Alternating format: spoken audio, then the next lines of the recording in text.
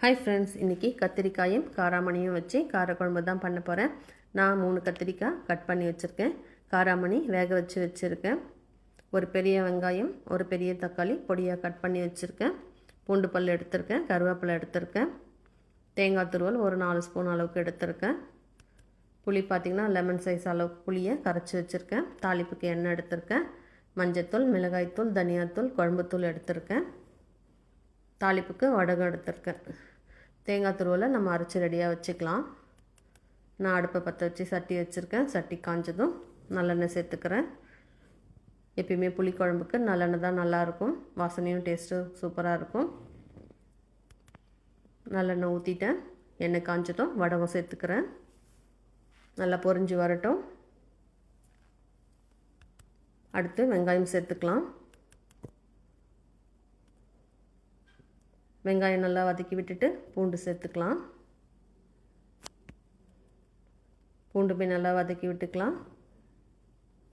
அடுத்து கத்திரிக்காயும் கருவேப்பிலையும் சேர்த்துக்கிறேன்.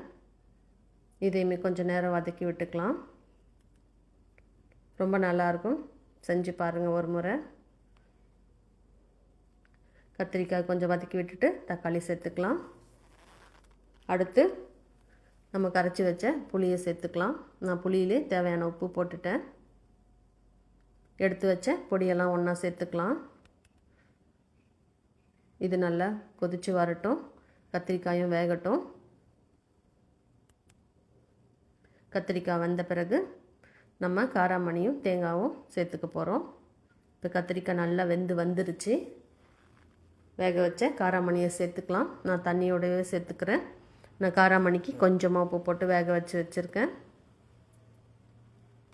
அடுத்து அரைச்சி வச்ச தேங்காவை போட்டுக்கலாம். தேங்காய் போட உங்களுக்கு விருப்பம் இல்லைன்னா ஸ்கிப் பண்ணிக்கோங்க. நல்லா ஒரு 5 நிமிஷம் கொதிக்கட்டும். கடைசியாக நான் நாட்டு சக்கரை ஒரு 1/2 ஸ்பூன் போட்டுக்கிறேன்.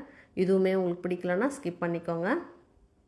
நல்லா ஒரு 5 நிமிஷம் கொதித்த பிறகு அடுப்பை ஆஃப் பண்ணிக்கலாம். குழம்பு ரெடி ஆகிடும். டேஸ்ட்டு ரொம்ப நல்லாயிருக்கும்.